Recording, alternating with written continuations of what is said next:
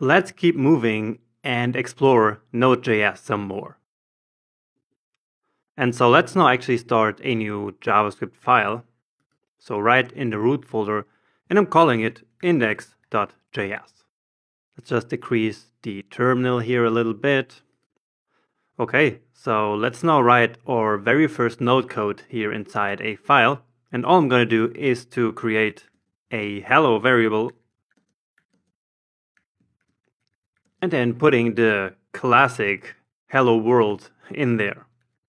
So hello world has been traditionally used when starting a new programming language, and that's kind of what we're doing here. Okay, and now I'm logging to the console this hello variable. So very simple stuff. Give it a save, and let's actually now run this file. So in normal JavaScript in a browser, we would now include this JavaScript file into some HTML file and then open up that HTML file in a browser, right?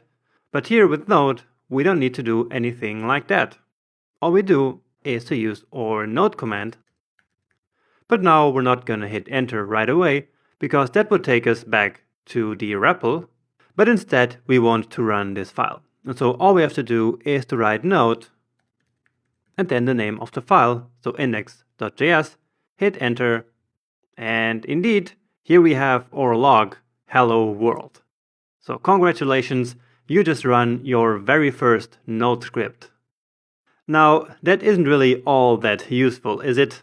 So let's do something a bit more advanced. And remember how I said right in the first lecture that with Node.js we can do all kinds of amazing things that we cannot do with JavaScript in the browser, like for example reading files from the file system, right? Now in order to do that, we need to use a Node module.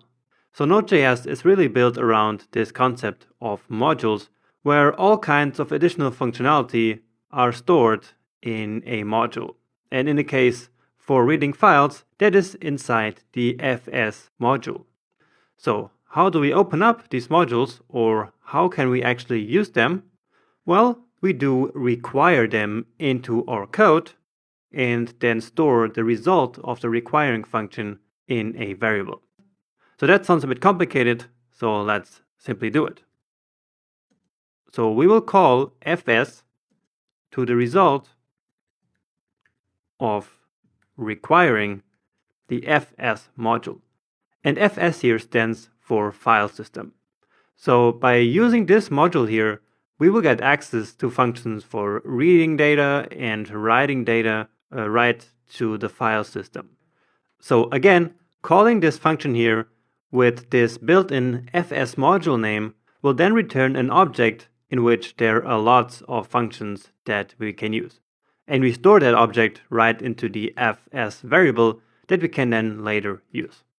We are going to use it in the next video, but for now I want to quickly take a look at the Node documentation with you, so that in case you need some other module for yourself later, you always know where to look up some information about it. Okay, so the Node documentations are something really important for every Node developer to know about.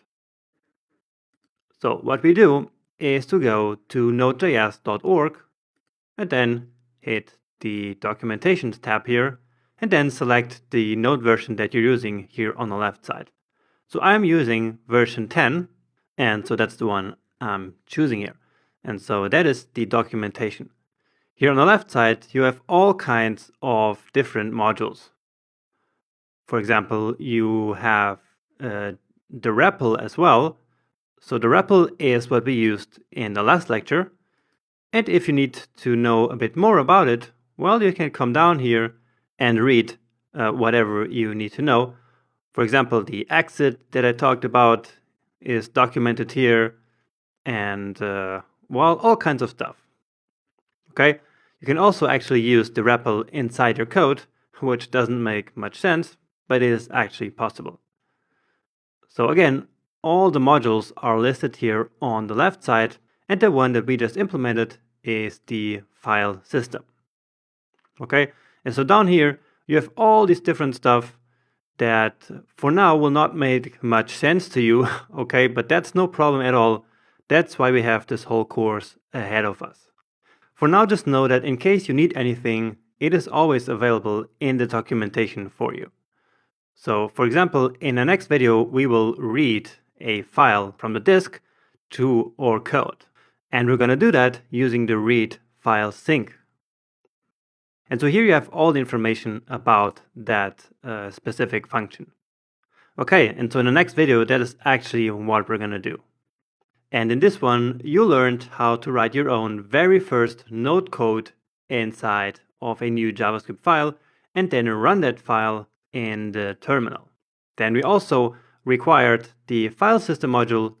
And so again, in the next video, we will finally use it and import some files. See you then.